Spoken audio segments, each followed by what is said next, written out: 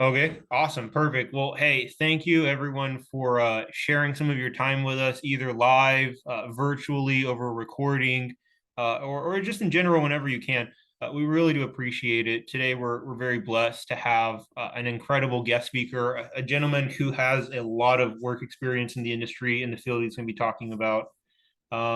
So kind of running through the list, thank you to Berkeley ISD for partnering up with TILBM, allowing us the privilege to work with your students in person, virtually, as well as through recordings. Thank you Fort Worth ISD as well for that opportunity. We really do value it, as well as the other ISDs that every so often we work with, either through recordings or collaborative projects. Thank you to our partners at UT Dallas, A&M Commerce, TC's Tarrant County College, and Mansfield College, for flagging these recordings and passing them along to your students, as well as working with us on separate projects. So, again, we fully appreciate the gravity of being given the chance to work with y'all. And I want to just stress that. So, with that being said, today we have a guest speaker, Mr. Carlos Martinez. He is a Dallas guy. He works in entrepreneurship, venture capitalism. He's worked with a lot of different institutions, including SMU. And give me a sec. What I'm going to do today, just so that everyone gets a chance to hear thoroughly, I'm going to read straight from the bio that was put together, in case anyone can't see it too well for whatever reason, or just for those that are watching the recording and don't want to have to read it themselves. But of course, the bio doesn't do justice. Carlos has done a lot more, and he's probably going to flag a little bit more of what he's done.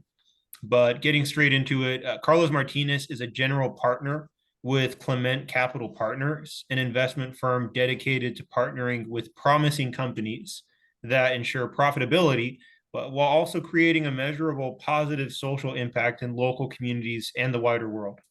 Throughout his career, Carlos has worked to help identify and support Hispanic and minority-led ventures that can benefit from financial and professional capital, serving as a board member for the North Texas Angel Network, a professional mentorship nonprofit that guides early stage companies towards joint success, and as a mentor with the DEC Network, another very influential economic development nonprofit based here in Texas. And now, for the guests that are here, the DEC they do a lot of good work entrepreneurship wise. A lot of A&M's board members for A&M Commerce come from the DEC, owners of apartment complexes, networking firms, investment firms. And then, of course, the North Texas Angel Network is a very similar organization in the sense that it finds promising individuals, coaches them, but also throws funds at them. So these are big groups in North Texas, and they have a long lineage across the country of these similar groups engaging and helping shape our economy. So today, Carlos is going to be tackling personal finance, the bedrock of the economic development system that we live in. And for you guys, your waypoint towards hopefully not having student debt and being able to excel in your community. So with that being said, I'm going to stop sharing and toss it over to Carlos. Thank you again for sharing your time with us, sir.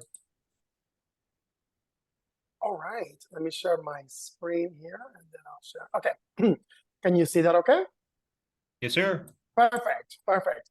Well, welcome everyone. Thank you so much, Chris, and all the various ISDs that are involved on this. I'm very honored to be talking to you today. I'm very excited. I've been looking forward to this moment to be able to share some of my experiences in personal finance from a personal perspective, and also from what I've seen that the things that we've learned, right? We all learn and we do things, and I want to share my experiences throughout my career in this space, as well as what I do today in finance. But a little bit more about me, just to give you a context. A lot of times when I was in high school, I was just kind of wondering, well, what am I going to do, and those kind of things. And a lot of times, that's okay. It takes a little bit for us to figure out exactly what we're going to do. But in the area of personal finance, I've always believed in education. In number one, your education is going to help you achieve more what's called financial independence, where you can have access to jobs and things of that nature. We'll talk about that. And my story from a personal finance perspective goes to, I'm originally from Puerto Rico. I don't know So I moved from Puerto Rico after my finished my undergraduate degree at the University of Puerto Rico. And when I came to the United States, I had $100 in my pocket. So and with that, I was able to go into. I mean, obviously, I finished my college career, and then I was able, with that amount of money, still manage to land a job after looking for a job, which can be difficult. Have a career in consulting, and then start a business that grew, and be able to do what's called an exit, which is selling the business. So that's an activity that we do as entrepreneurs when our business is successful. And now I run a venture capital firm. So just to give you a perspective that everything is possible, and personal finance is a lot about discipline. Personal finance is about us knowing what we have and how we use it. So just want to give you that message that there's nothing special about me. It's all about the things that we do, and the perseverance that we have, and how we use our resources when we need them in the right way. Okay, so hopefully those are some messages that I want to leave with you today. Okay, so I think I wanted to just go over 3 key principles that I think about when I talk about personal finance. There's several, but these are the most important ones to me. The first one being financial responsibility and budgeting. You might have heard these terms before, but these are the activities that they know how financial responsibility. How do we deal with the money, and how do we plan to spend the money? Is the budgeting activity, and we'll go over that. Then I want to touch on income. How do we generate income and then use that income, and how that ties into careers that position us to do well, to be able to survive. That's what we're trying to do, and sustain ourselves. And then very important is managing our money. How do we go about managing our money in a responsible way that we can sustain ourselves and not be in financial distress and the things that come with financial financial problems that people have in life. So starting with the first one, financial discipline and budgeting. I'm sorry. Okay. The first thing that I would say, my philosophy is, it does not matter how much money you make. What matters is how you spend it. So this is a very fundamental principle that I believe in, is because you'll be amazed. There's people that make a lot of money, but they're also having financial trouble because they don't know how to spend their money. Okay, what we want to do is be very conscious about what we spend our money. Be very conscious that we don't spend more than what we make, and that means that if I make $200 a week, I know that that's all I have. That's all I have to spend, and I need to take that amount of money. That's what I would call like my purse, and I want to say, how am I going to spend this money without taking money from others or trying to spend what's called beyond my means? So at the end of the day, it's all about well-being. So whatever I have in front of me, that is what I have. Like I said, I had $100 when I started, and not that this is a great idea, but when I had my $100, I did land a job that was going to pay me 2 weeks, so I knew I could find a place.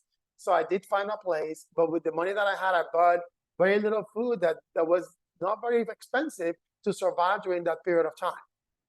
I'm not suggesting that you do that, but it's doing what you have to do to stay within your means to be able to survive through the period that you are in.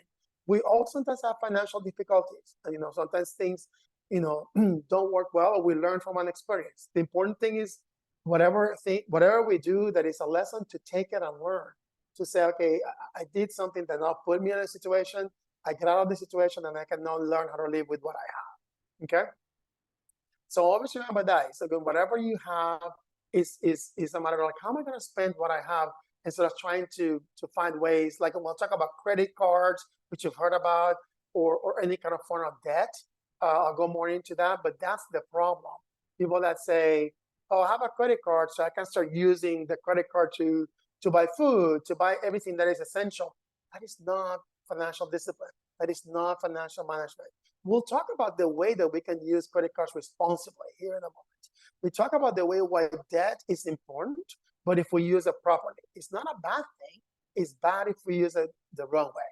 Okay, so that's the first principle. Live within your means, live with what you have. You're learning to do that with what you earn, okay? in the budget, let's talk about the budget and then dig a little bit into this. So this is an example of a budget that we call a zero-based monthly budget. It means that I took all the money that I make in a month and I just distributed that across all the areas that I'm going to spend money. So what you want to do is like, how much money do I get in? How much money do I spend? Money in, money out. In financial statements, they call this cash in, cash out. There's a lot of terminology that I'm not going to really go into. I want to make it so like you can follow and really understand the concepts, the basic concepts, which are fundamental once you understand this. So if I have wages of $4,500, which is pretty good, that's a pretty good wage base. So you're doing pretty good. You went to school, you got a degree, you got a job now. You don't want it to get it to your head that you don't have all this money. You say, if I make this much money per month, let me see how am I going to spend it. Okay. So some items that we'll spend our money in are, for instance, the idea of what's called a mortgage. Okay. So a mortgage in this situation for this person, for you, it might be, well, I'll talk about rent as well, but let's talk about mortgage first. Sorry. Okay, mortgage first. So from a mortgage perspective, to buy a home, we have to enter into a mortgage loan. Okay, that's what that is, a mortgage loan. And what we're doing is saying, instead of like a home is going to be pretty expensive, okay, in general, it's going to be, you know, north of, I mean, it's going to be more than maybe $50,000 depending on where you're at. So to buy a home, number one, is a huge accomplishment that you have to work towards over time. But once you buy the home, then you know, okay, well, this is where I live.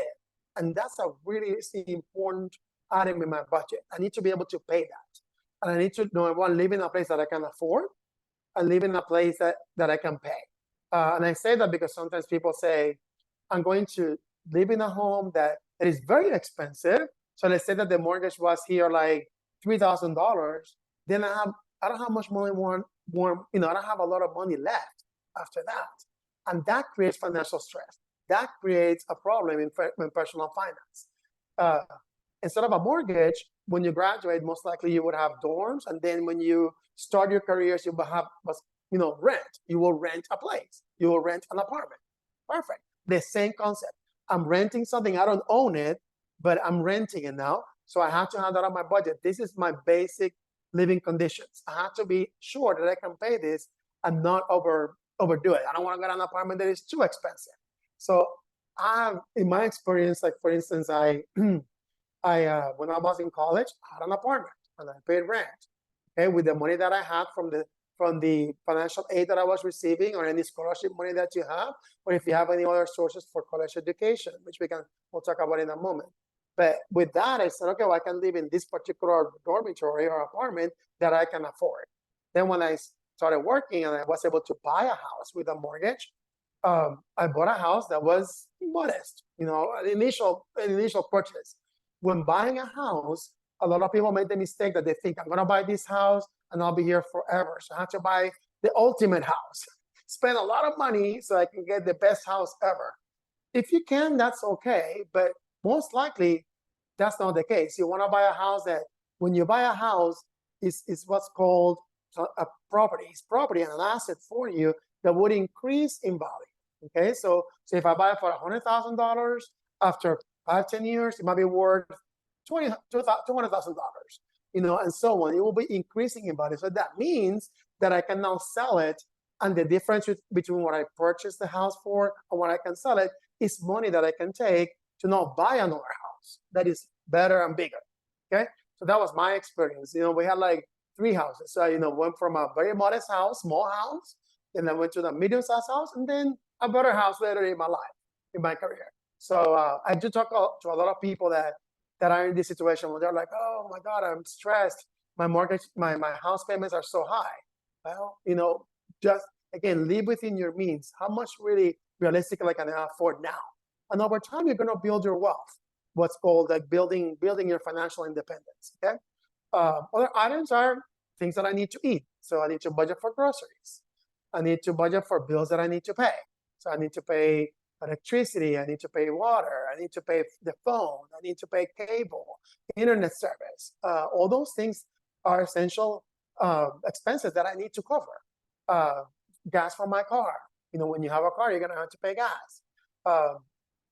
You know, depending on what you own, especially if you own a home, There might be what's called insurance to make sure that if something happens, you're protected. That they, you don't lose money.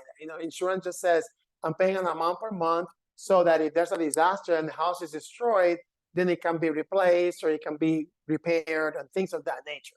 Okay. The big one is the emergency fund. Okay, this is important. What we want to do is always think about having money in reserve. Okay, we don't want to live what is called week by week, even though a lot of times that could be our reality for some time. We want to get into the habit of putting whatever we can into what is called a savings account. Okay, so if I can put, I don't know, in the beginning $50, great. If it's $25, perfect. Something goes into my savings account every month. And then over time, I can increase how much I'm putting into the savings account. The idea is that I can set this money aside in this account that's called a savings account that I don't touch. I just let it be there. It's going to earn what's called interest, which the bank is going to pay us for us putting the money in this account called a savings account. So they're going to pay some interest, which means if I have $1,000 in the savings account and then they have a percentage interest, they're going to pay $50 a month, $5 a month for that account to credit that account for that amount. Okay, so every month that account is going to earn something. So the emergency fund is important because then what happens is when something comes up that I don't know, oh my gosh, an emergency comes up, then I know, okay, I can cover myself for some time, or I can cover the expense with this emergency fund. Okay, I can cover expenses for some time. Unfortunately, sometimes there's jobs that the company that I'm working with had to let go a lot. They let go of people, and I was part of that group, and now I don't have a job for a month. Well, at least I have an emergency fund that will sustain me for some time. That is the purpose of that. So always think about having money set aside for those unforeseen expenses that might come up that I might need to cover in some way. The other item that we might have on our budget will be anything that we want to purchase in the future. Like let's say, I even did that for furniture when I was younger. Like I wanted to buy furniture. Instead of immediately saying, oh, let me use a credit card, I just save up every month for 6 months an amount of money and I bought furniture that wasn't very expensive. And I was able to save up to buy it with cash. Okay, that's one example. Or if I want to buy a car, in buying a car, the situation is that I would have to have what's called some money on hand to give a down payment to enter into a loan to buy that car. So if I'm going to buy a car for $15,000, they might ask me to say, you need to give us $2,000 to be able to enter into a loan. Okay, so I'm saving for a new car. Okay, that will be an example. For cars, like when I said the example of the houses, the value of houses increases. So whatever you spend over the years, the house now is worth more than what you spent. Remember that example? Like I spent $100,000 on the house, now it's worth $200,000. So it's worth more than what I spent. In the case of cars, they don't work that way. They kind of go the opposite direction quickly. But most of us will still enter into a loan for a car, or you can also do what's called leasing a car, which is kind of renting a car. So that's become popular as well. And it's a way to say, I'm just going to have a payment per month to have a car without owning it. Okay, so that's an example there. And then the other item on the budget that we want to think about is money that I can invest. This might not be immediate. This might be over time, but we'll talk later about ways that we can invest our money. At the end of the day, the way money works is that money can grow. So we put money in places where now we can become double the amount that I put in. So the idea is like if I put $1,000 into an instrument, a financial instrument that we'll talk about in a moment that I'm investing in, I want that money to become $2,000 after 5 years or 6 years, or something like that. We'll talk about how that works when we talk about investments. But for now, in the budget, we're saying, let's see if I can invest some money. Let me also have that on the budget. Okay, and it doesn't have to be a zero-based monthly budget, but this is allocating everything into a budget. If I have any extra money, it's going to go into savings. Okay, it's going to go into savings. Savings is our resort to say put money away as early as I can, and then put it to work through investments. That's how I put the money to work, through investments. Okay. So that's the budget. That's a simple way of looking at a budget. Okay. All right. Let's see. I can see the top of this. Oh, okay, there we go. Okay. I'm gonna go here first, and then I'll talk about careers and talk about the budget. Okay. So managing your money. So the first thing is I call it cash is king. So I would what we want to do is have a checking account, and a checking account is an account that I have with the bank that I have the money that I spend regularly. This will be the things that were on the budget, like paying bills, gas, anything. I might use and you probably have this now. You have probably an account, a debit card to take money out of this account, or I can use checks, which is not as common anymore, to pay for things, or I can pay electronically. Like when you buy something online, then you pay with your bank account for that purchase. But that's a checking account. The savings account will be the money that I'm setting aside that I don't really want to touch unless I really have to go there. If perhaps I have an expense that came up that I need to take money out of savings, I do that responsibly, and now I use it for whatever expense I have. If it's an emergency, the same thing. The point is that if we can live out of our cash, that's beautiful. So we don't want to be living off the next item, credit and debt. We don't want to be living off debt. This is what happens to some people that, again, what's going to happen at some point in your life, you're going to have access to a credit card. You're going to have access to debt. You're going to have access to enter into a loan and say, okay, this credit card has a spending limit of $5,000. Wow, I have $5,000. Not true. You don't have $5,000. That is the mental problem people have. So they start spending as if the credit card is money, like they have $5,000 to spend. What the credit card company is saying is you can spend up to $5,000. Okay, that's different. That's saying I need to now think about how much can I spend, because that's how my financial discipline is, and then I spend only what I can. Okay, so I don't try to spend more than what I can and put it on a credit card, and now I can pay it back. Okay, only borrow what you can pay back. The important thing there is, number one, building credit. Credit is just very important. Okay, in life, there's something called the credit score. You might have heard about that. So as a citizen in society, the financial industry is going to classify you and say, this is your credit score. Are you a good payer or you are bad? Once you have bad credit, it's hard to repair. So try to stay out of not paying your debts. If you have a credit card that you're going to use, my advice is, I'm going to use the credit card, and they say I'm going to use it for $200. I'm going to put that in my budget that I'm going to pay it over the next 3 months. And I can see it on my budget and say, okay, if I spend it today, in 6 months, I know I can pay it by paying this much every month. I wouldn't pay the minimum payment. Credit card companies want you to pay the minimum payment, which is $20 a month. And that's going to take forever to pay, and it's going to keep you in debt forever. This is a problem that people run into as well. Oh, I have a credit card. I only have to pay $20 a month. Now you're in debt forever, and it doesn't give you flexibility. So what you want to do is use it when you need to use it. And I'll give you an example, right? So let's say I have a purchase of a TV or something like that. Okay, well, the TV is going to cost me $500. Well, I don't want to take $500 out of my budget right now, because that's my cash that I have allocated around my expenses. But I can use my credit card responsibly and pay for that, what is called an account.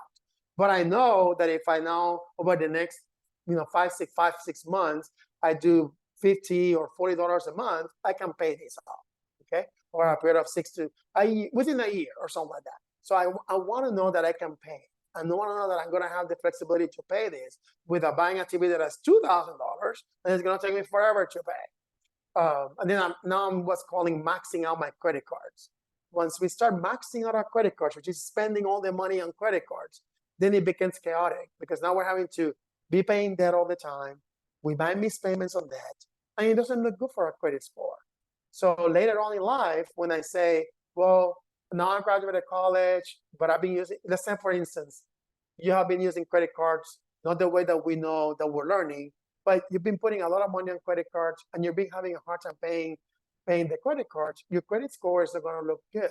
So when you try to buy a home, you're going to be denied.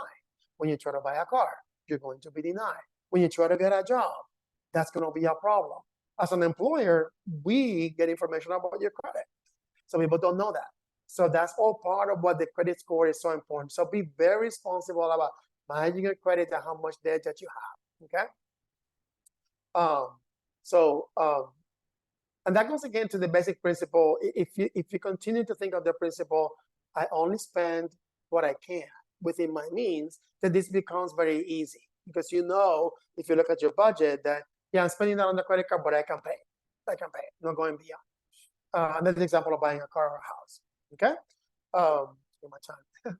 Okay. Now investing your money. Okay. So this is the part where, in the beginning, we're going to have a budget. I want you all to think of having a budget even when you're in college. Like my two sons, one already graduated, but they created budgets since they were in high school. So even now, you can create a budget, and I say, okay, how much money do I have, and how am I going to spend it?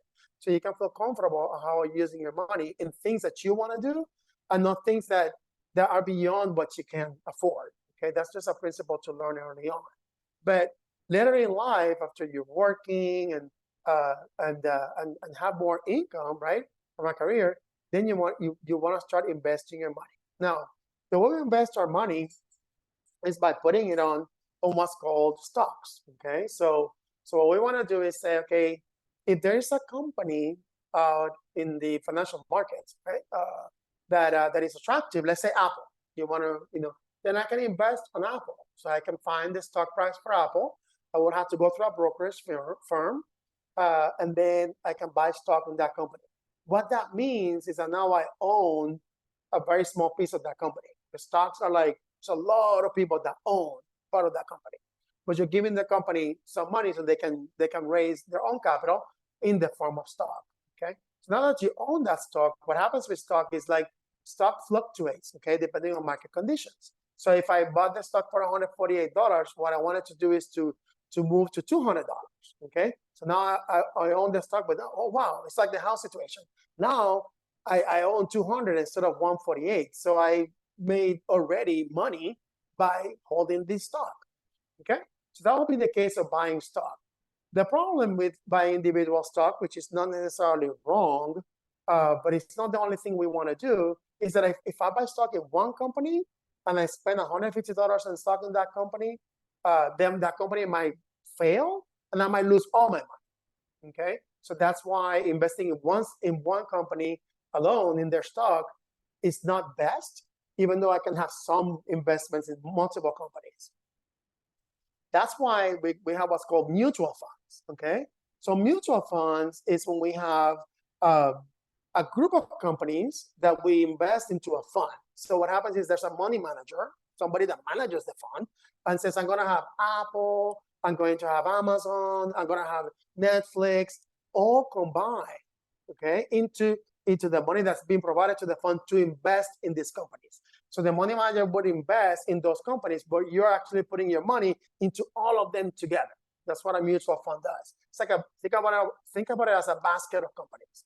So say if I give the money manager, hey, here's $1,000, then he goes ahead and spends the money across all the stocks. So if the Apple stocks falls, but the Amazon stock goes up, then I can now manage my risk.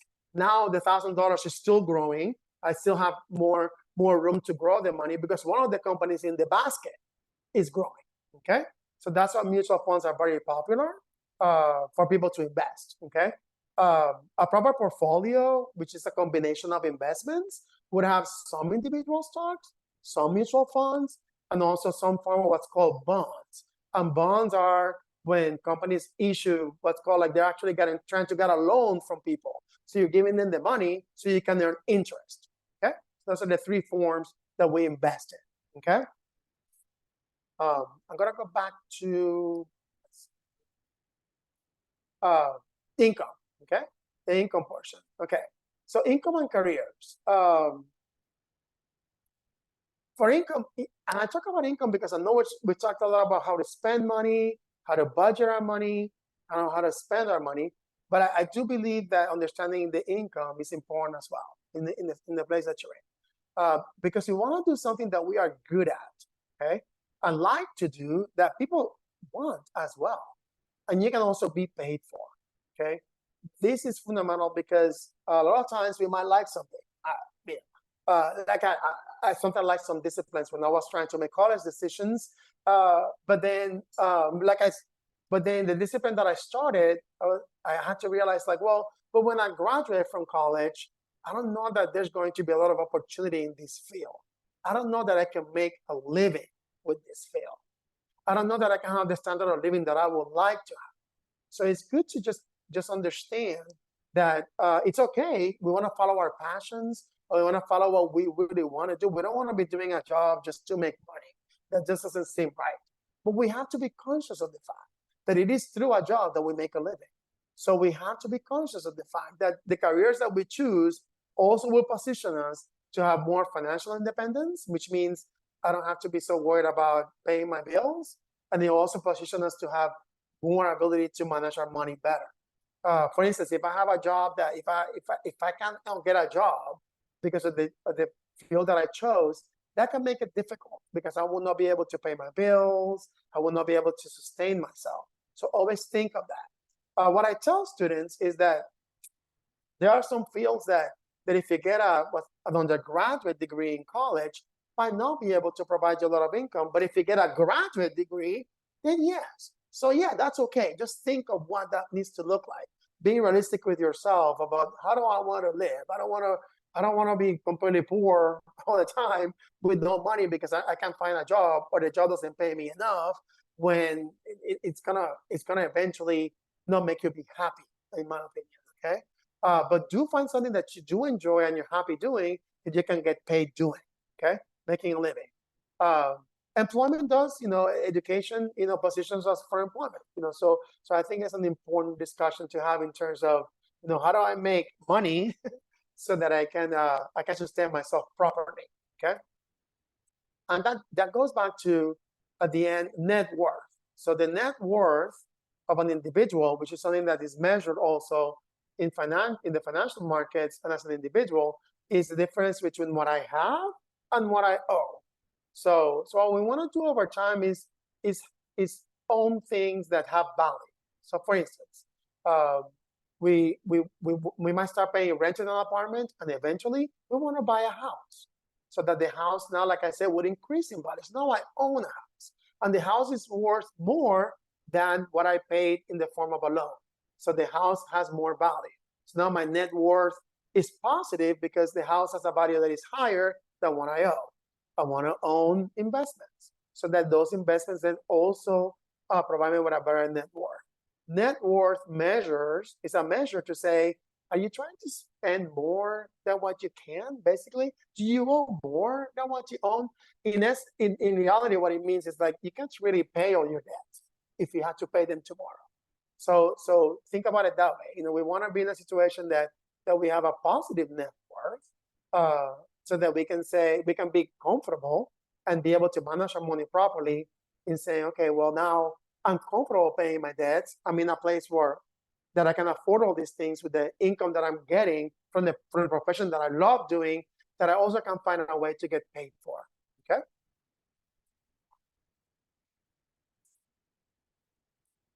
Chris, how am I doing on time? Like 5 more minutes, I think. Here we are. So we're certainly getting close. Okay, yeah, because yeah. I'm about to kind of like wrap up some things. Yeah. Okay, perfect. Okay, perfect. Yeah. So in summary, I mean, like I was saying, and I'll stop this so that I don't. Just so it's summarizing. So hopefully some takeaways for you are that if there was one message, right? I said the 3 financial principles that I talked about. Financial responsibility. Okay, financial responsibility. Is about spending within your means. Okay, not getting a lot of debt, not getting into a lot of debt right out the gate. You're gonna have access to that immediately. The credit card companies and the banks that provide loans, they love people that get into that. They love that. That's how they make money. Okay. And then just one concept that I didn't talk about. The way they make money is by charging you interest. So interest is the cost that is what you pay for borrowing money. So that's how they make money. Okay. So interest is an expense, and interest can be very, very high, especially with credit cards. So that's what I mean. Like when you're paying $20 a month, you're just paying them back interest, and the amount that you actually use on the credit card, if you use $1,000, always stays the same for a long time. We don't want that. We don't want to do that. Okay. So financial responsibility, living with our means, budgeting is a must. You have to budget. If you don't have a budget, then you're gonna be, going out through life with blindfolds. I mean, I can't even imagine. I can't comprehend it because I've always done a budget. Even when I had $100, my story when I came. So you want to have a budget. As tight as it might look like, it will give you visibility into, it will let you know, okay, what I have problem areas and what things am I spending that I need to cut out if I can't afford something. And I know, okay, I need to spend less on some activity. I can need to spend less on groceries, whatever I need to spend less on going to the movies, less on entertainment, because I can't afford that. Okay. So financial responsibility is key. We talked about managing your money. So this is managing your debt. Being able to have an opportunity to say, how do I get money eventually that I can invest, money that I can invest somewhere, into investments in what's called the S&P 500, and the S&P 500 are the 500 companies, the top 500 companies in the U.S. And that's just a term. It's what's called an index. But in companies that can provide me with additional value, or in mutual funds like we discussed, which are the preferred method, so that I can manage my risk across multiple companies, and then my money can grow. Money grows because, without going into a lot of detail, if I put money in stocks and in the mutual funds and everything, like I personally do, the money starts growing by itself. So I don't have to do anything. I just let the money continue to multiply to what's called compounding interest. So if I have money that I'm investing in a particular mutual fund, more than likely in 6 years or so, that money might, at least, be a quarter more than what it is, or double of what it is, depending on what the returns, which is what they're paying you for being in the mutual fund is. So yeah, investing is important to be able to build your net worth, as we talked about, to own more things than what you owe. And then lastly, just a thoughts on income and career, right? So obviously there's the part about doing what you like, and doing it well, so that you can get paid for something that you feel like you can make a living, that you're satisfied with. Okay. The last thing I would say, college education, right? So college education can be expensive. So it just depends. I mean, in my case, there's financial aid, there's scholarships. So try to think about the ways that you're going to manage your college education. If you have opportunity for scholarships and things of that nature, student loans can be a way. They can be something that we need to manage. It's like anything that we do. We don't want to have to get into a lot of debt if we don't have to. Okay, so there's different options that we have to be careful about how we go about them. But that's all I have in terms of some principles for personal finance, and I open it up, Chris, back to Chris for any questions or anything. Yeah, no, absolutely. I appreciate you again sharing your time. So I know we're getting close to the finish line for some of the classes. If you guys have any questions, please do feel more than welcome to throw them in the chat. Or if you're feeling up for it, turning on your mic and asking the question verbally. But I would certainly encourage you guys to throw out whatever you have, whatever questions, doesn't matter what it is. Yes, please. I know there was a lot of intel that was thrown at you a few moments ago, and it might take some time to. I would encourage you all, of anything, to go on Google and read up more on it. Go to the local library. Maybe talk to your ISD principal, or just kind of rewatch the recording once it's up. But yeah, no, I mean, it is a lot of intel. But in the meantime, though, anyone have any questions?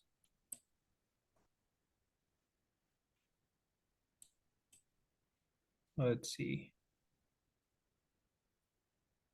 So while we're holding for questions, I guess one that I can ask is, Yeah. how how would you advise a high schooler to begin this process? I know you mentioned budgeting, and I know you had mentioned income. How for a 17-year-old, maybe a 16-year-old that just started their first job, how would you recommend they approach beginning to build a budget or even think about things from a budget side, or what tools are available for them that are easy to use? Stuff like that. That way they can get Yeah, the ball rolling immediately. yeah, absolutely. So, I mean, so uh, even when you're like, like I said, I've always done budgets even when I was in high school. So today, what one easy way to start is to really jot down what are my expenses today, and it could be, there could be entertainment expenses, like I go to the movies, or what things that I eat at lunch. How much do I need to eat at lunch? Or I need to purchase books, things that I need to do on your PCs, and Chris, I don't know how much are exposed to different software, but there's a software called Excel, and Excel is one that and you probably have been exposed to it. That it works out really well. The one that I showed you is Excel, so it does all the summing and all the things, and that's like easy way to be able to do that.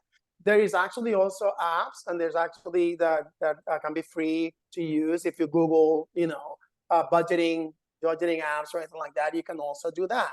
But I would encourage you to early on start developing that financial discipline to think, what are my expenses? What things do I need to spend on? And if you have a job in particular, even better, even better. You can say, okay, I have a job now. Instead of just saying I have money and I can just go and spend.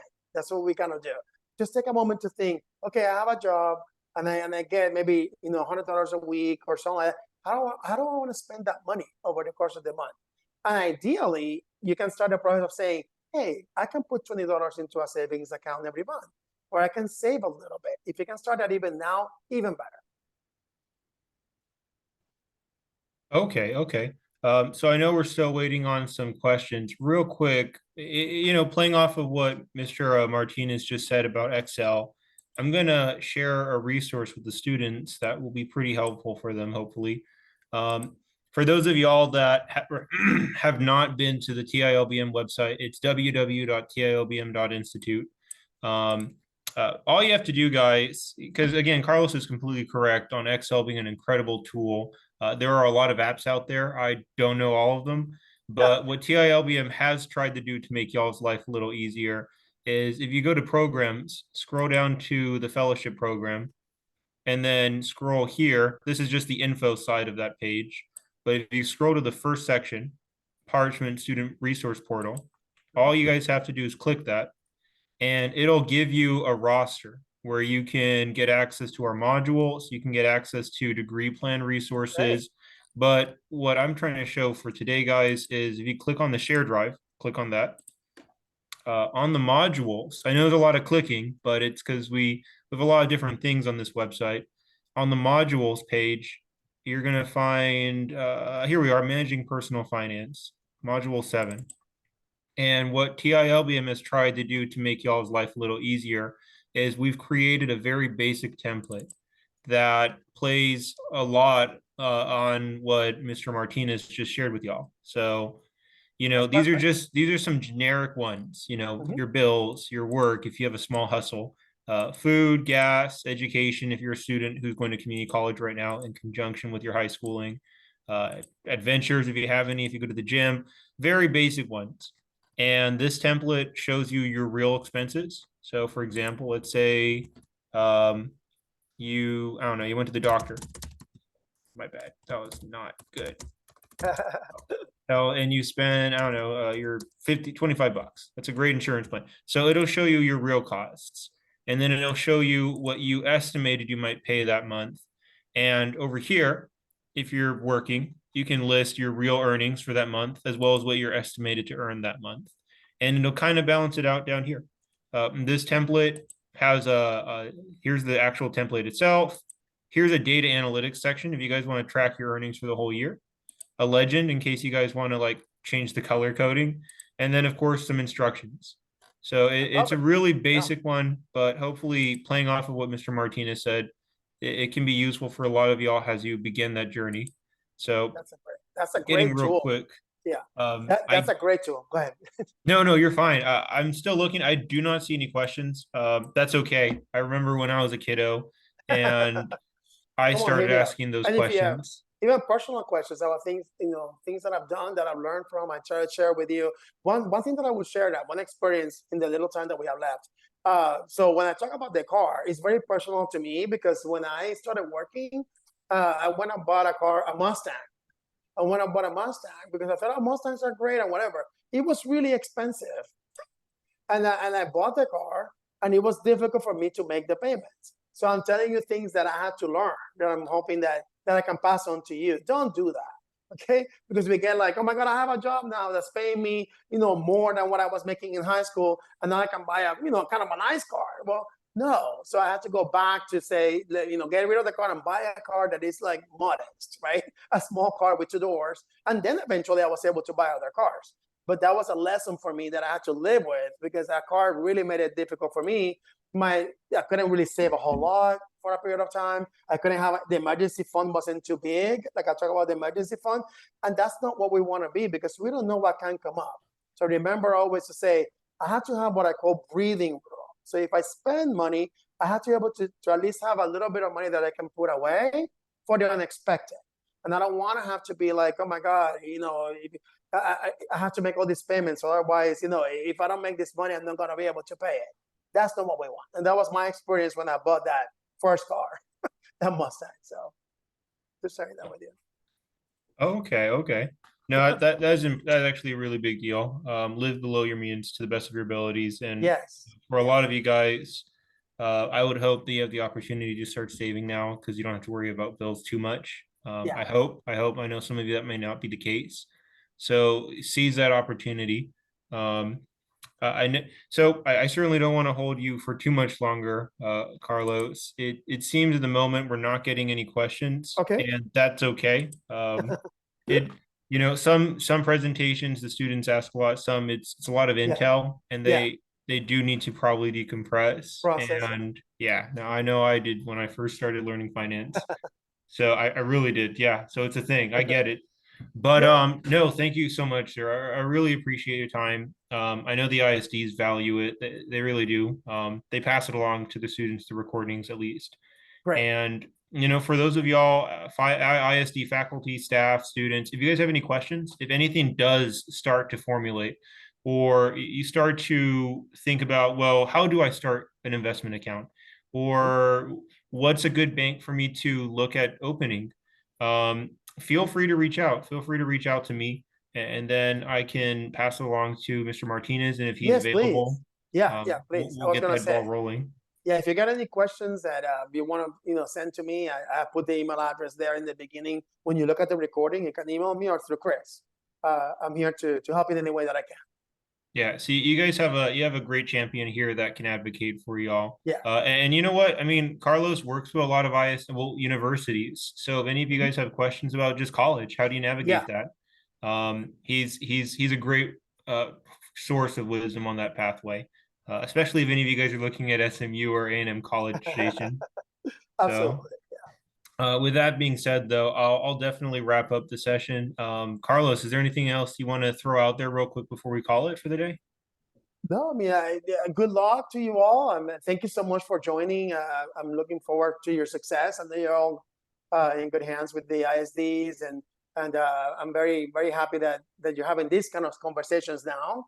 Hopefully, you can take away that main message of being your discipline and how you manage your money, and then some of the tools that we talked about. But it takes time. It takes time. Starting early on now, it's what I would say will be the best thing to do, and look for the resources. And I'm here to help you in any way that I can.